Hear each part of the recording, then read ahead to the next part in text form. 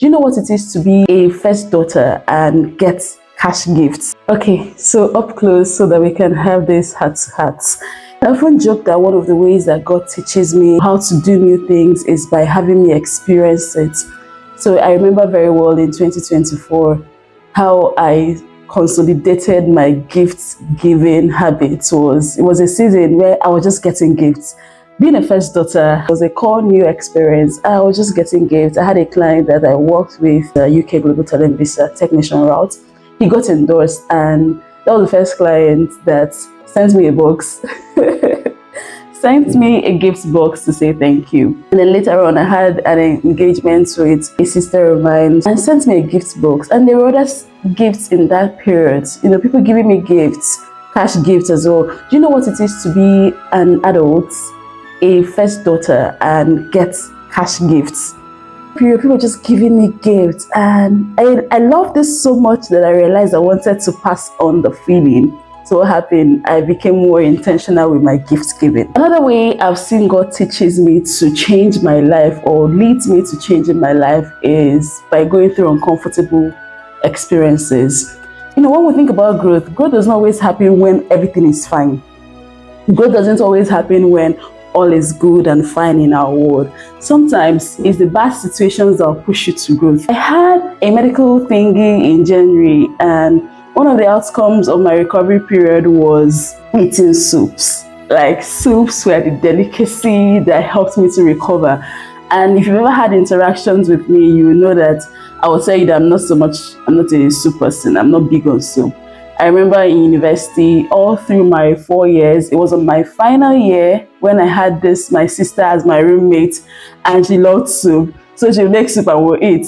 But before that final year, I can maybe say I cooked and ate soup like twice. Now January happened, February happened, recovery period, and I ate so much soup that I fell in love with soup. Like, I kid you not when I say between February and July, I cooked way more soups than I probably cooked in 5 years of marriage. It's that serious. Like, I cooked soup so much that I think about, oh, what's a quick fix? What do we quickly eat? I think, oh, let's do noodle soup. Let's do oha soup.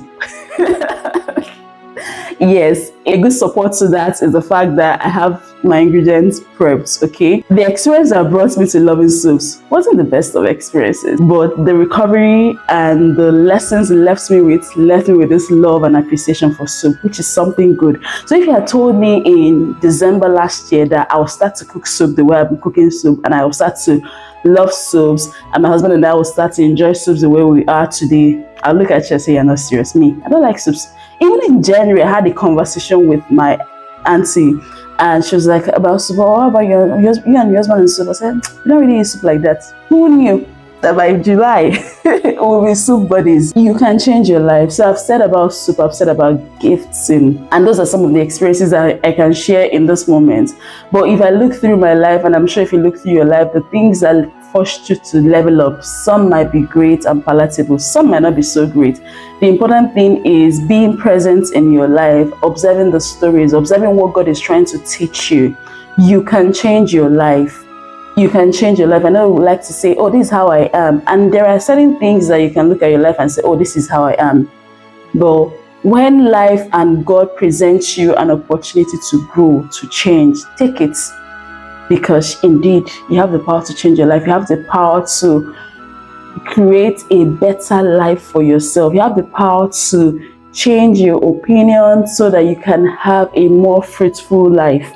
So here's Heart to Heart today.